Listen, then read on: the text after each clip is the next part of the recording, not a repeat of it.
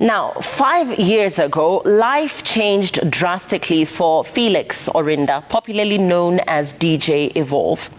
He was shot in a Nairobi club, and the incident left him battling for his life.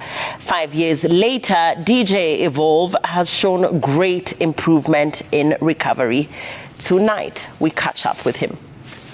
Thank you for finding the time to host me in your home. It's been a while, and I'm glad to see that you're well. I want to take you back to when all of this happened and the last 5 years. Walk us through that. I've been learning. Yeah, you have to learn life again, lots of things. But it's been a good experience as well. I got to find out more about myself, how resilient I am, how strong I am. So walk me through a typical day for you. I've been reading, studying for new courses like IT. Right now most things can be done remotely. So I've been into coding in the recent past couple of months. So that's what I've been doing. I've also been thinking of concepts to execute while I'm still here. DJing is like riding a bike. When you get it and you get it properly, that's it. So my interests are still in music. Even though I've developed other interests, I can see how to fuse them into what I was doing before.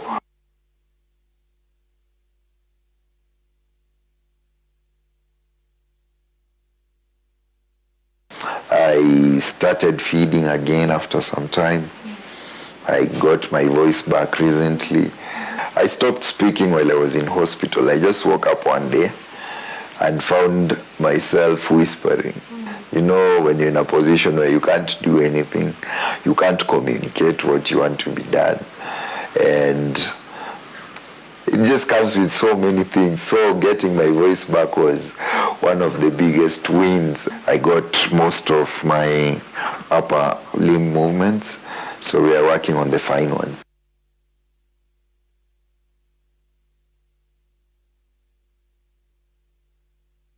Before I decided to forgive, all these things were in my head, my life, how it was, what it will be, what it is at the moment. But I figured out all these things, as much as I ask myself all these questions.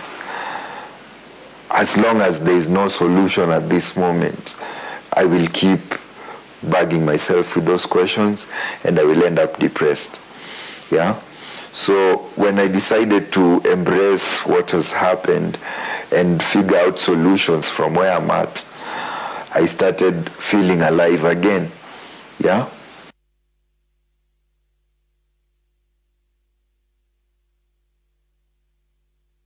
My strength has come from God. That is what has taken me through most of the hurdles I've faced in this journey.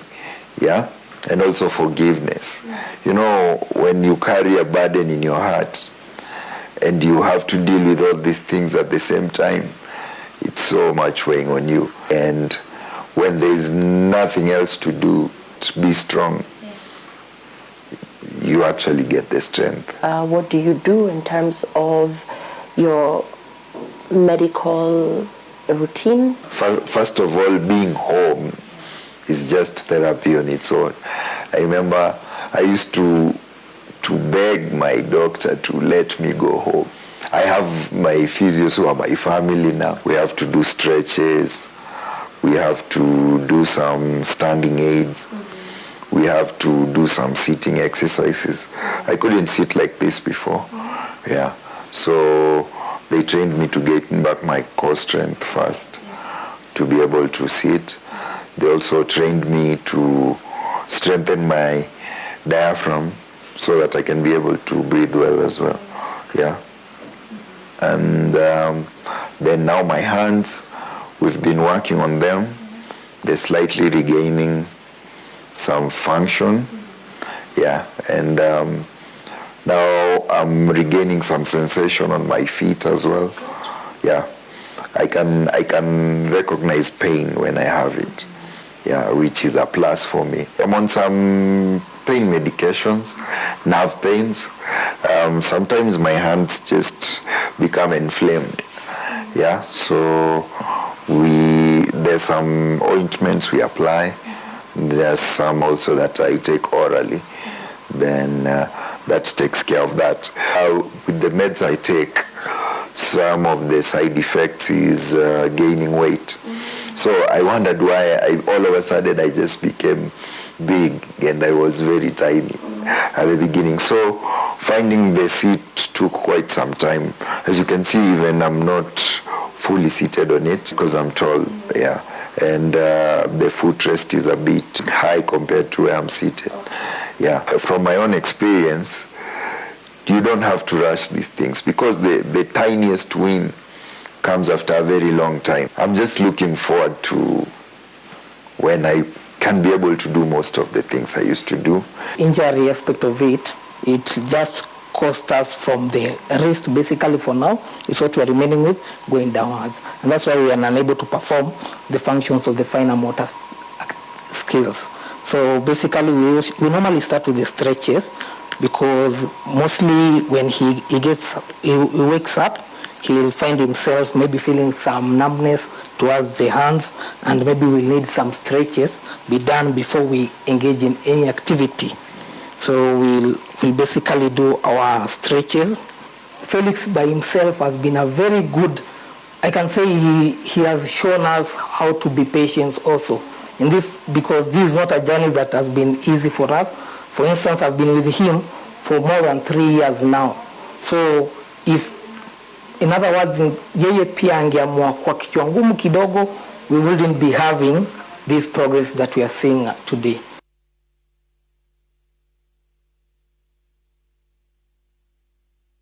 I have a very good support system around me right now. My family, they've been there for me, especially my brother.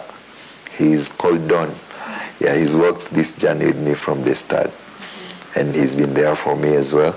My friends, yeah, my physios, my medical team. What are your thoughts around access and assistive devices in the country in terms of finding yourself in a situation where you have to access certain places? There's so many gaps.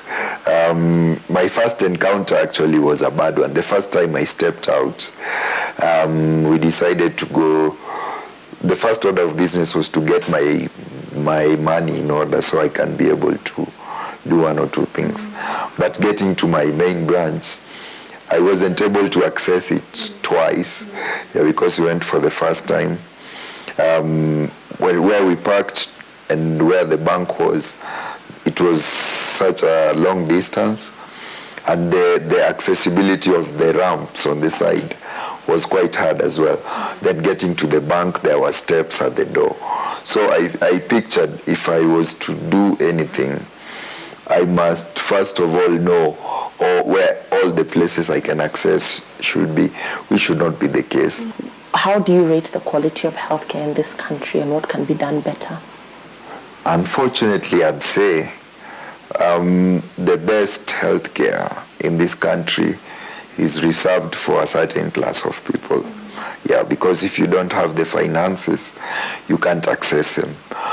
But in terms of basic healthcare, most of the places are not catering towards the needs of most people. Are you, for example, keeping tabs on what was going with the Gen Z situation, with them protesting around issues to do with the finance bill and other issues around how the government is running business in the country? And what are your thoughts around that?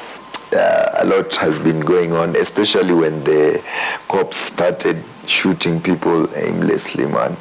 They don't know the effects of living with bullet wounds. Or if they do, some of them have no idea how living after that is. So they should perhaps ask their fellow colleagues who have similar wounds what it takes to recover from one, or even what it takes to live with one. So before you pull that trigger, my brother, think of all those things. How has this situation shaped your thinking around life and situations that present themselves before us? Resilience. Whenever life knocks you down, always just pick yourself up and keep moving. Yeah, I've been through so much in my life, from childhood to now. I lived the post-election violence. I was actually like the one taking care of my family during that time because people couldn't go outside. That was another very hard moment. Pick yourself up from that. In school, I wasn't really like a regular attender of school because of fees and all that, but we pushed through all that. I was top of my class when I finished primary school. I had good grades in high school. Unfortunately, I couldn't proceed because of finances, but I still figured out a way to push through, and now we're here seated together. So always just keep moving forward. You will figure it out as you go. Don't keep yourself down when life knocks you down. Thank you so much for speaking to us. It's been an absolute pleasure, and let's keep talking.